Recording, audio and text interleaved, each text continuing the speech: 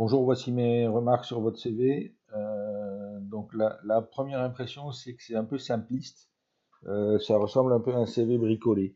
Donc je pense qu'il faut augmenter un peu la présentation. Par exemple, vous voyez ici, là, il y a deux lignes avec un espace. Là, il y a une ligne noire. Ici, c'est une ligne bleue. Il n'y a pas d'espace.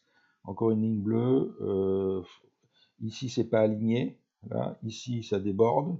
Là, c'est aligné n'importe comment.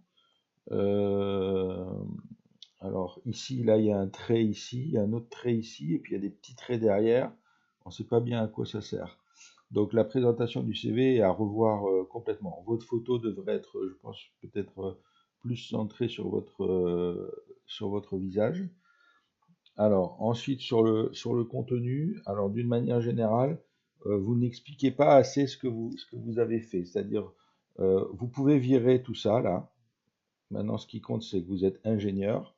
OK? Donc, vous pouvez marquer ingénieur de l'École nationale d'ingénieurs de Sfax, c'est tout, avec génie des matériaux et management industriel. Mais vous pouvez enlever cycle d'ingénieur spécialité, vous mettez ingénieur de l'ENIS, c'est tout. Ça, c'est votre titre. Ce qui est là, vous pouvez le mettre ici.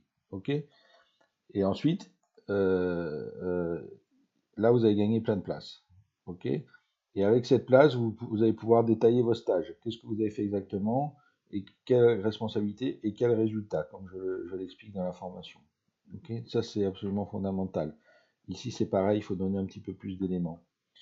Ensuite, ici en bas, sauf si vous avez envie de faire de l'organisation d'événements, ça ne sert pas à grand-chose de prendre autant de place pour l'organisation d'événements. Vous pouvez laisser une ligne ou deux pour dire ça, euh, mais après c'est tout quoi.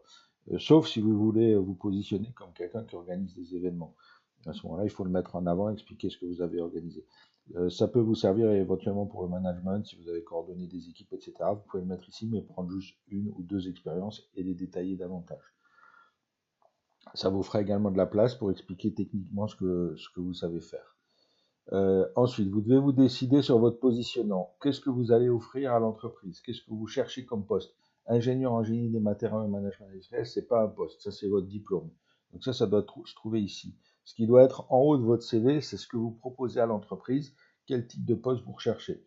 Euh, Ingénieur méthode, ingénieur production, ingénieur maintenance, euh, organisateur d'événements, n'importe quoi, ce que vous avez envie de faire, regardez dans TanyJob les annonces, celles qui vous intéressent, et vous repérez les titres et vous essayez de mettre un titre qui est dans ce goût-là.